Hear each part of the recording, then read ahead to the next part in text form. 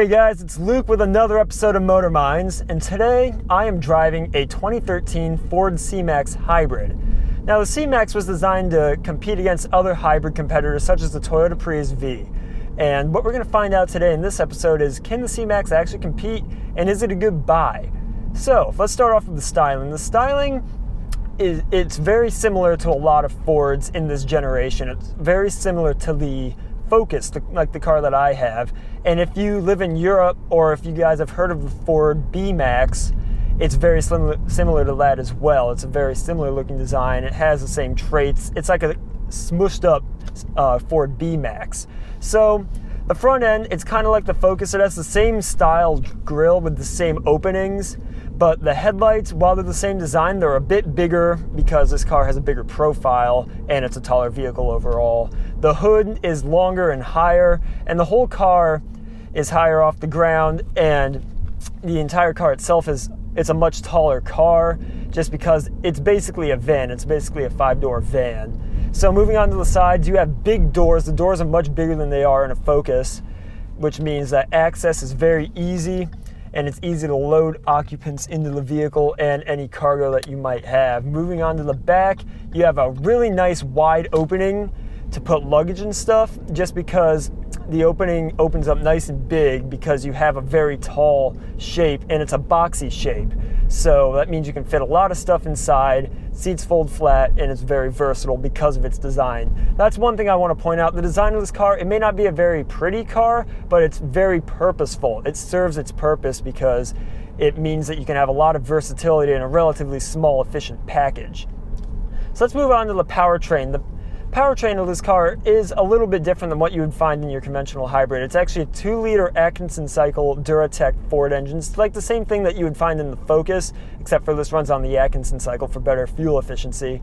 But it's mated to an eCVT, which combined puts out 188 horsepower and 176 pound-feet of torque. Now that's way different from the Prius because that puts out about 134 horsepower. So you have a lot of a power advantage. Power is a lot higher in this car, and because of that, it feels like a much more normal car to drive. I don't feel like I'm struggling to get power when I'm driving around.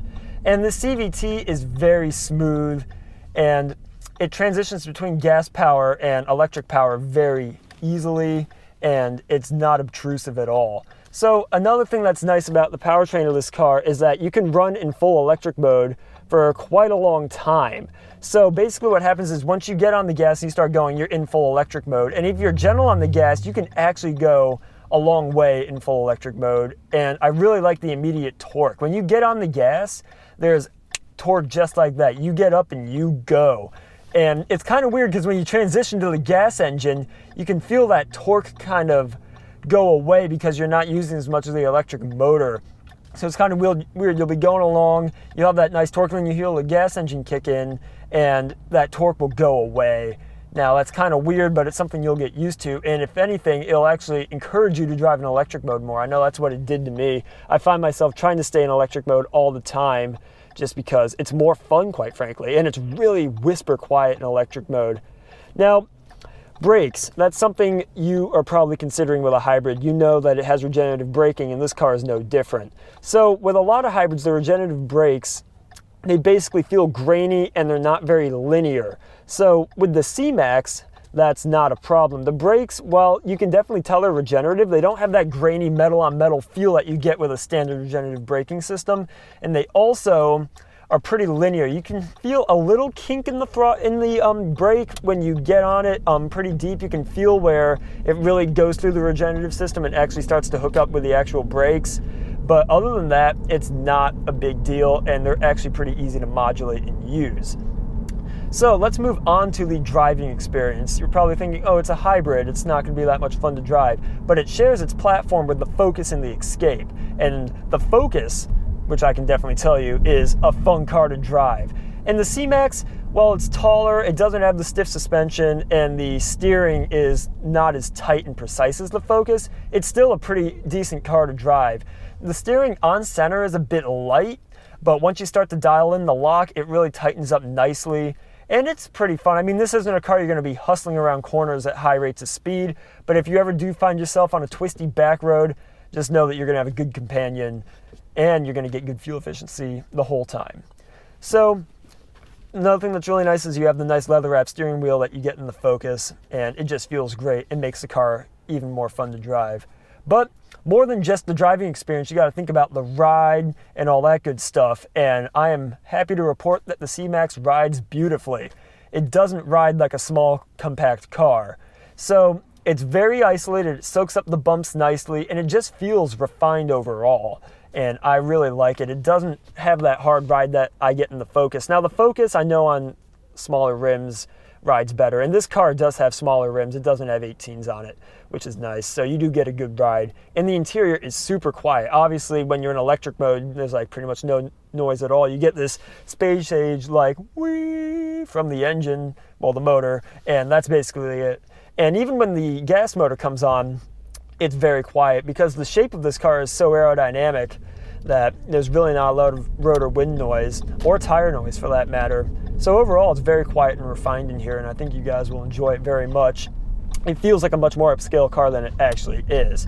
And that brings me on to the interior of the C-Max. This is where I think it's the most ahead of the Prius. This interior is super upscale and super nice. You have very nice soft touch materials all over the dash, and the dashboard shares its design with the Focus and the Edge. So you have the same style air vents, and the overall layout is pretty much the same. What I really like about these air vents is that you can actually, the ones on the outsides of the dashboard on the left and right, they actually have two vents in them. You have a top vent and then you have a bottom vent, so you can actually have the air going in two different directions, which is really nice.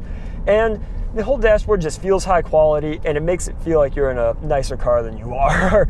But the technology in this car, considering it's an SE, is rather phenomenal. I have Bluetooth, I have hands-free, everything. I have my Ford Touch Sync 2 system.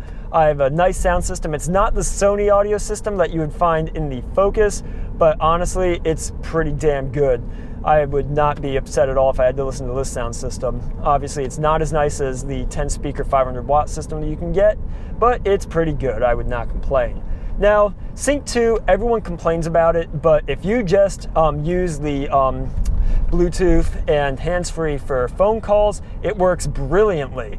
However, if you have to go use the navigation system, you might as well give up and just use your phone or just not bother going anywhere, because it is so laggy that it's basically non-functional. If you bother to stop the car and poke in your destination, it'll work, but it's still laggy. But with voice control, you have to say the specific command. You have to say destination street address in order to get it to do it. You can't just say destination. It's very annoying, and you will probably flip out and want to punch it if you try to use it. Just being honest, don't even bother going there. But all the other controls are pretty simple and basic. You have nice big volume controls here on the center stack. It's not as complicated as the Sony system is. And then the climate controls, you actually get automatic climate control, which is really nice. And it works well. It's the same system in the Focus. And it's nice and high up on the dash, so it's actually very easy to see what button you're pressing, which is nice. So the seats in this car, they're cloth seats, but they're actually pretty comfortable. I have very good bottom cushion support, and I could go for a little bit more lumbar support, but other than that, they're very cushy. And of course, you can upgrade and get nice leather, which is probably a must if you're trying to make this car decked out and super nice. You can also get higher level models with obviously the sound system. You can get a panoramic moonroof. You can get all sorts of goodies that I may not have in this car, but for an SE, it's very well equipped. So backseat comfort is also phenomenal. You have tons of legroom, and you actually have very neat storage features in the interior. You have tons of pockets. You have pockets on either side of the front passenger seats. You actually have storage cubbies underneath the floor in the second row. So it's kind of like stow and go, except for the seats don't go in it, but yeah, you get the idea. It's very, very nifty.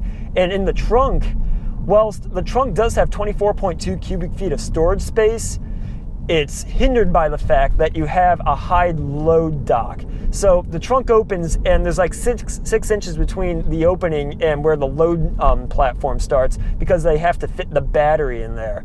Now, it's not the end of the world, because half of that you can open up and use as a storage cubby, but still, you can't stack stuff quite as high.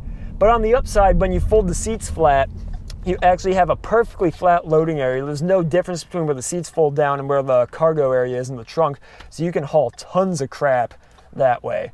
It actually goes up, I think it's to like, not exact number, but it's around 50-ish cubic feet with the seats folded down, which is really nice. And of course you have an electrically powered lift gate, which makes it so much easier to access.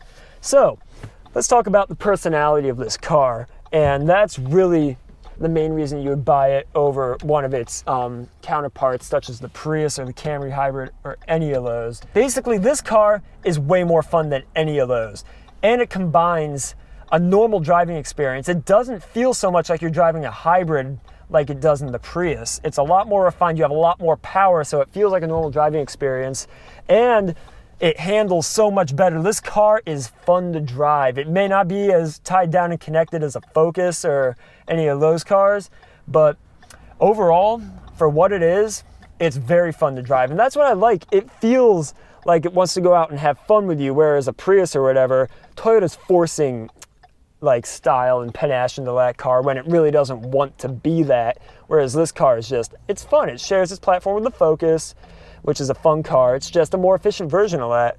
So I feel like if you want to give up a little bit of fuel efficiency over the Prius V, now this car, it's rated at 42 city, 38 highway. Now you may be thinking the Prius gets like 54 mpg, why would I get this? But you got to remember this is a Toyota Prius V competitor, which only gets 44, but this car has more power, it's more refined to drive, and it's an overall nicer vehicle. So if you're willing to take the hit in fuel economy and get this, more fun to drive and all that good stuff, I would definitely consider it. So thanks again for checking out Motor Minds. I hope to see you guys watching our next episode.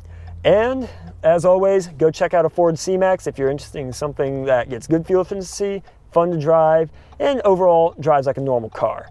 So take care, and we hope to see you watching our next episode.